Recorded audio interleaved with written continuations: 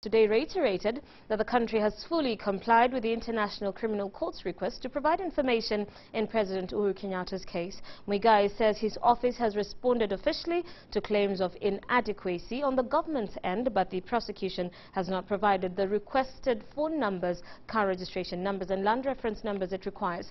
The Attorney General was speaking after the official opening of a stakeholders workshop towards the establishment of a central authority on international cooperation in criminal matters.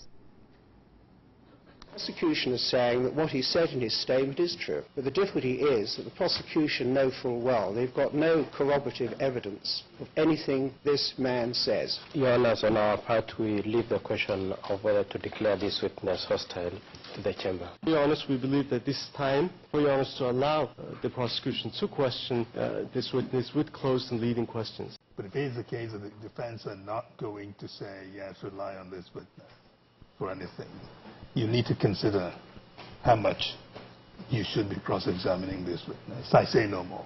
Thank you, Your Honor. I'm guided by the chamber. Now, as we mentioned earlier, Kenyan youth now have a chance to work with the National Youth Service to undertake civil works and slum upgrading projects for a pay. Now, we're activating the Slum Civil Works Unit. Devolution Cabinet Secretary Anne Waiguru said at least 200,000 youth across the country will be attached to the 20,000 NYS who will be recruited this year. Sylvia Chebet now tells us more. At last, the sickening stench and garbage that has always defined Kenya's slum areas may soon become a thing of the past.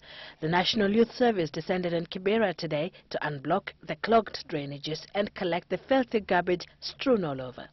The NYS slum upgrading program begins here in Kibera, the biggest slum in the country, where an estimated 2 million people live. In another 10 days or so, we will recruit the youth. So for every one National Youth Service, we will recruit about 4 or 5 local youth. So we expect to recruit about 2,000 youth to work together with us. They will be paid an income. Out of that income, we will retain about 30% of the daily income that they will get.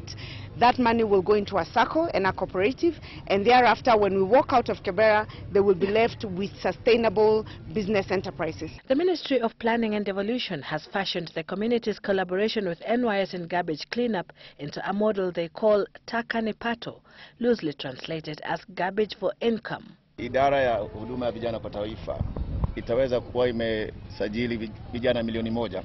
Garbage cleanup is, however, just one of the many activities the transformed National Youth Service will undertake. Hawatakuwa tu wanasafisha. Kuko na dams, middle-sized dams, about 200 and 1,100 water pans. Alafu wataenda pia watengeneze barabara. Kuko na roads construction. Watakuwa wanafanya huko vijijini. Sindio? Alafu kutakuwa na vector control. Kutakuwa na agricultural projects. Kuko pia na drug rehabilitation kule Miritini, Mombasa. Kwa hivyo, the projects are very diverse. At the onset, the government hopes to engage at least 200,000 youth who will be attached to the 20,000 NYS to be recruited this year in income-generating projects, in effect transforming them into competitive and employable youth. Sylvia Chebet, Citizen Live at 1.